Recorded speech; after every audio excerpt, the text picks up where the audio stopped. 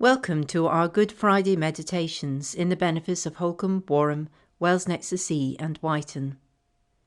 They take up the story where we left off last night in our Maundy Thursday service, using excerpts from the Gospel according to St. Matthew, and interspersed with sonnets and poems by Malcolm Guite, taken from two of his collections, Parable and Paradox and Sounding the Seasons.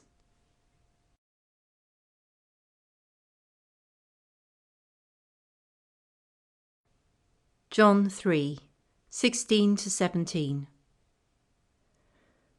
For God so loved the world, that he gave his only begotten Son, that whosoever believeth in him should not perish, but have everlasting life. For God sent not his Son into the world to condemn the world, but that the world through him might be saved.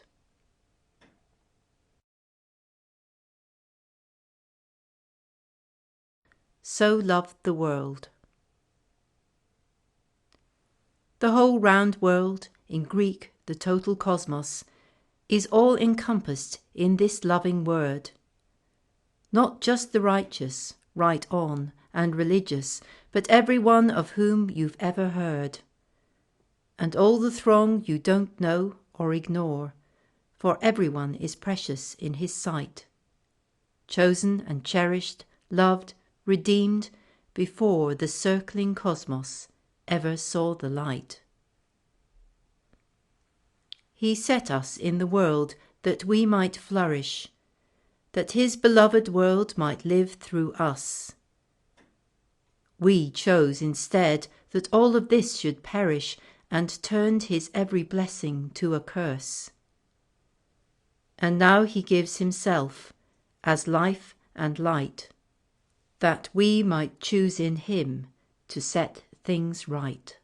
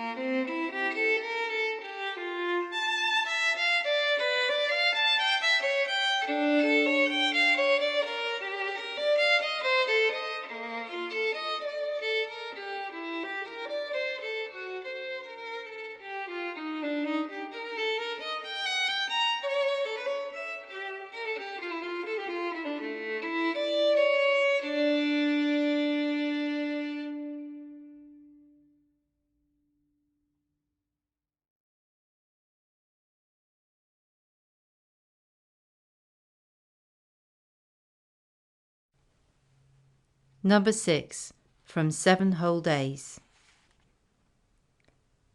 You made us new and beautiful today. Your spirit softened us like morning dew, your image shining from us through the clay. You made us new. You woke us, and we knew ourselves in you. We walked together at the close of day. You trusted us and called us to be true. When we forsook your love and turned away, you came and sought us where we hid from you. And on the cross, in darkness, on this day, you made us new.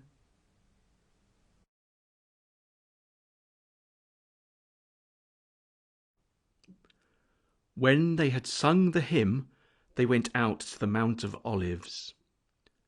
Then Jesus said to them, "You will all become deserters because of me this night. For it is written, I will strike the shepherd, and the sheep of the flock will be scattered. But after I am raised up, I will go ahead of you to Galilee." Peter said to him, "Though all become deserters because of you, I will never desert you." Jesus said to him, "Truly I tell you, this very night, before the cock crows, you will deny me 3 times. Peter said to him, "Even though I must die with you, I will not deny you." And so said all the disciples. While he was still speaking, Judas, one of the 12, arrived. With him was a large crowd with swords and clubs, from the chief priests and the elders of the people. Now the betrayer had given them a sign, saying, "The one I will kiss is the man. Arrest him." At once he came up to Jesus and said, "Greetings, Rabbi," and kissed him. Jesus said to him, "Friend, do what you are here to do." Then they came and laid hands on Jesus and arrested him. Suddenly, one of those with Jesus put his hand on his sword, drew it, and struck the slave of the high priest, cutting off his ear. Then Jesus said to him, "Put your sword back into its place, for all who take the sword will perish by the sword. Do you think that I cannot appeal to my Father, and he will at once send me more than 12 legions of angels? But how then would the scriptures be fulfilled, which say it must happen in this way?" At that hour Jesus said to the crowds, "Have you come out with swords and clubs to arrest me, as though I were a bandit? Day after day I sat in the temple teaching, and you did not arrest me. But all this has taken place so that the scriptures of the prophets may be fulfilled." Then all the disciples deserted him and fled. When morning came, all the chief priests and the elders of the people conferred together against Jesus in order to bring about his death. They bound him, led him away, and handed him over to Pilate the governor. When Judas, his betrayer, saw that Jesus was condemned, he repented and brought back the 30 pieces of silver to the chief priests and the elders.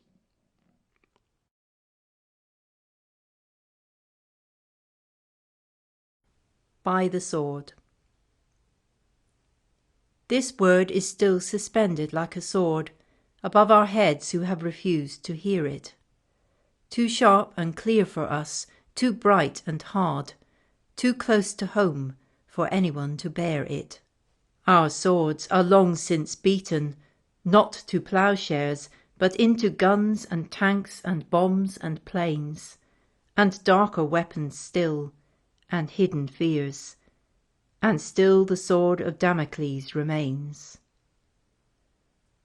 What would it take to turn us to your wisdom? Make us pursue the things that make for peace. A radical conversion to your kingdom, a casting out of fear, a deep release of trust and hope until that prayer is true. None other fighting for us. only you.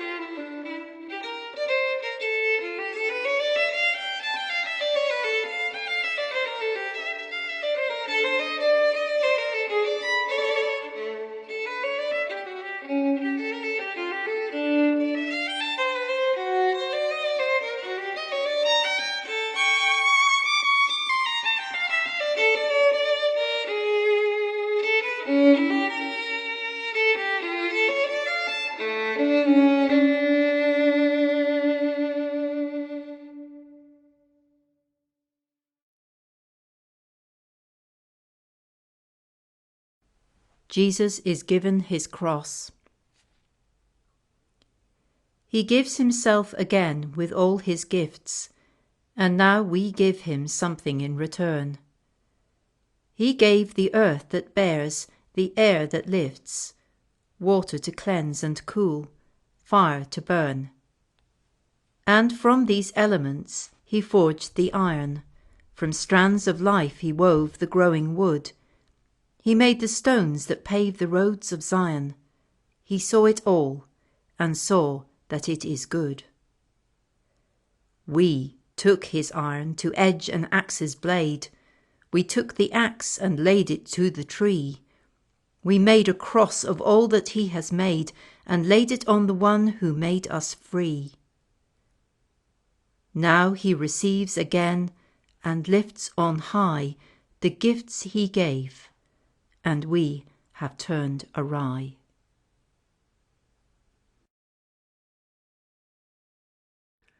Now Jesus stood before the governor, and the governor asked him, "Are you the king of the Jews?"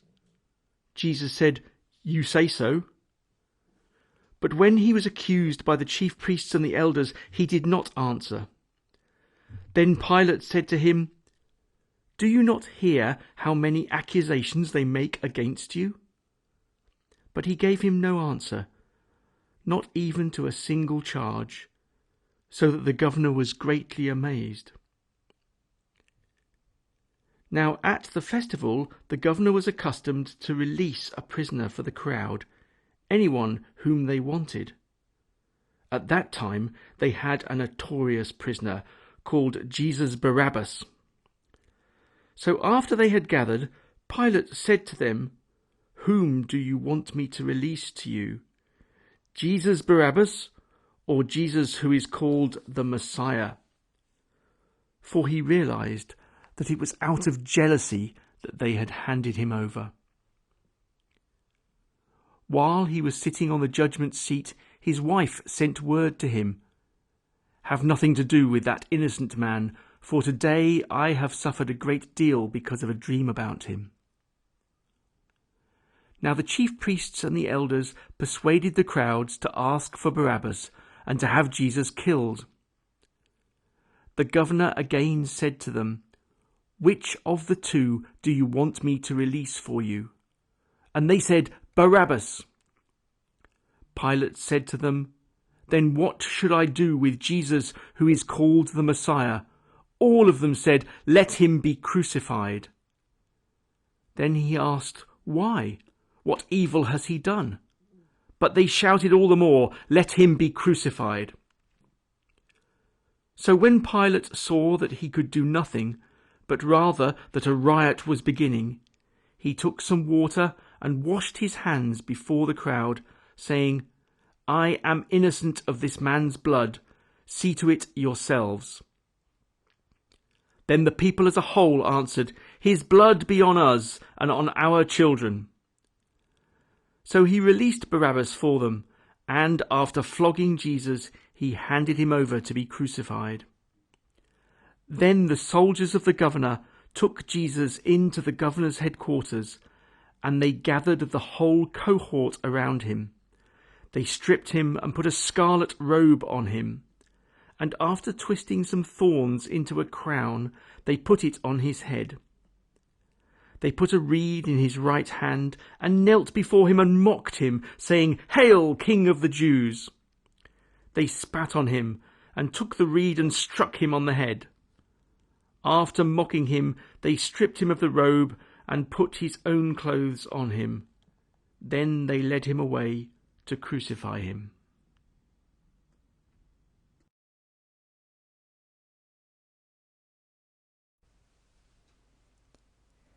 Jesus is condemned to death.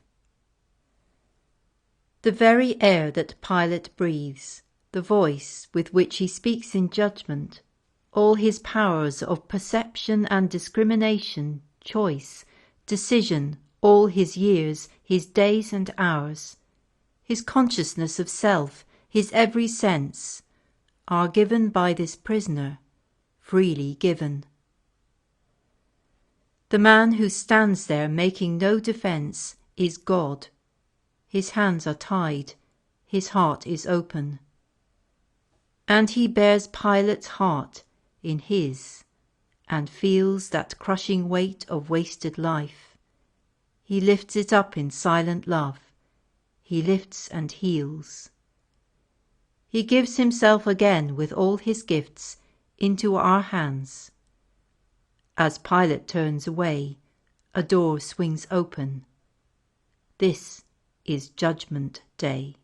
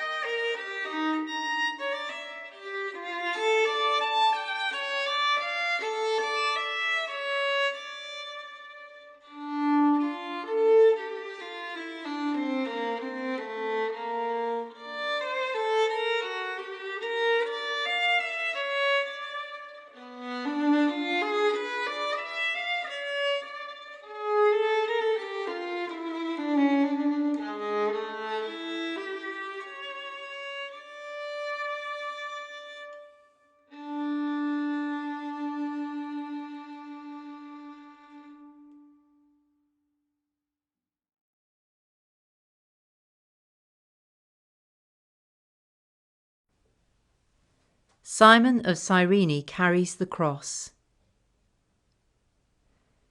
In desperation on this road of tears, bystanders and bypassers turn away.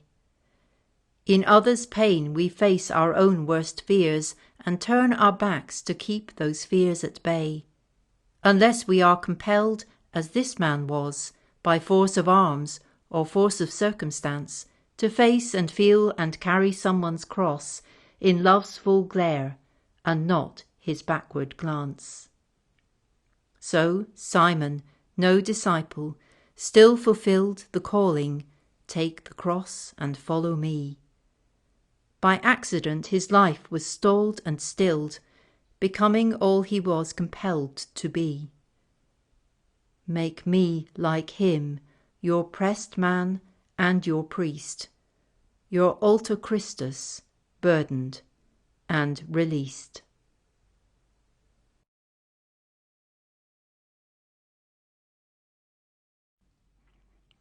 As they went out, they came upon a man from Cyrene named Simon.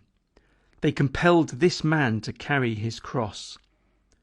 And when they came to a place called Golgotha, which means place of a skull, they offered him wine to drink mixed with gall. But when he tasted it, he would not drink it. And when they had crucified him, they divided his clothes among themselves by casting lots. Then they sat down there and kept watch over him. Over his head they put the charge against him, which read, "This is Jesus, the King of the Jews."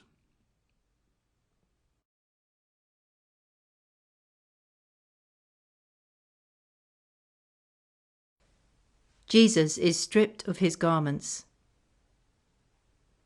You can't go on. You go on anyway. He goes with you, his cradle, to your grave. Now is the time to loosen, cast away the useless weight of everything but love. For he began his letting go before the worlds for which he dies were made. Emptied himself, became one of the poor, to make you rich in him and unafraid. See, as they strip the robe from off his back, they strip away your own defences too. Now you could lose it all and never lack. Now you can see what naked love can do. Let go these bonds beneath whose weight you bow. His stripping strips you both for action now.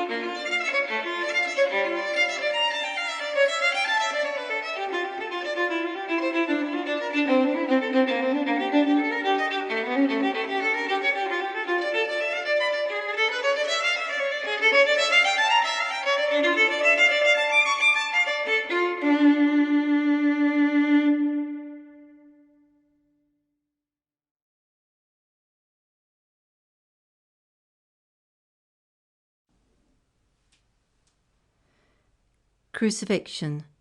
Jesus is nailed to the cross. See, as they strip the robe from off his back, and spread his arms and nail them to the cross. The dark nails pierce him, and the sky turns black, and love is firmly fastened on to loss.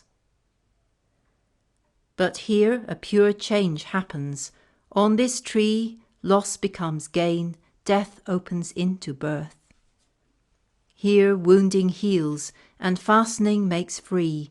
Earth breathes in heaven, heaven roots in earth.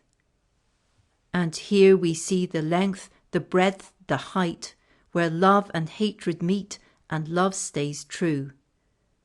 Where sin meets grace, and darkness turns to light. We see what love can bear, and be, and do. And here our Saviour calls us to his side. His love is free. His arms are open wide.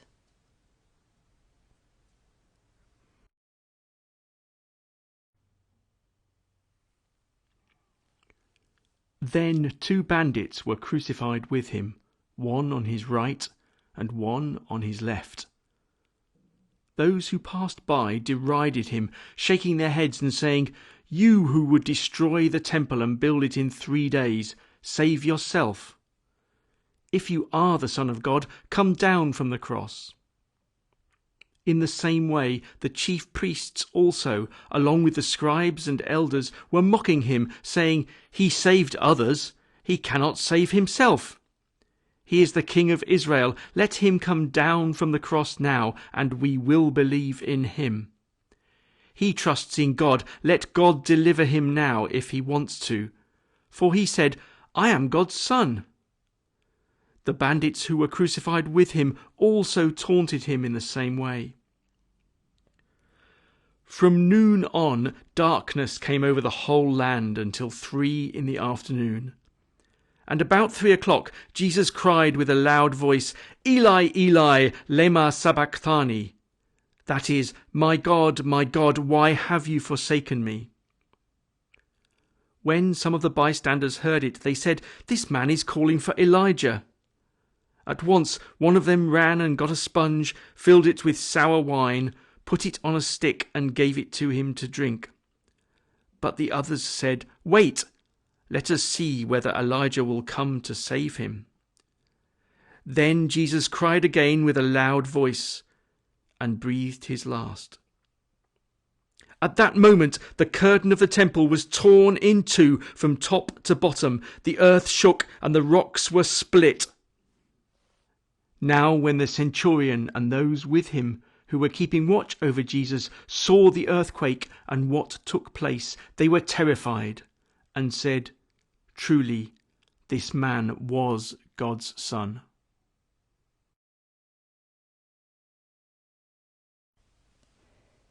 Jesus dies on the cross. The dark nails pierce him and the sky turns black. We watch him as he labours to draw breath. He takes our breath away to give it back, return it to its birth through his slow death. We hear him struggle, breathing through the pain, who once breathed out his spirit on the deep, who formed us when he mixed the dust with rain and drew us into consciousness from sleep. His spirit and his life he breathes in all, mantles his world in his one atmosphere. And now he comes to breathe beneath the pall of our pollutions, draw our injured air to cleanse it and renew. His final breath breathes and bears us through the gates of death.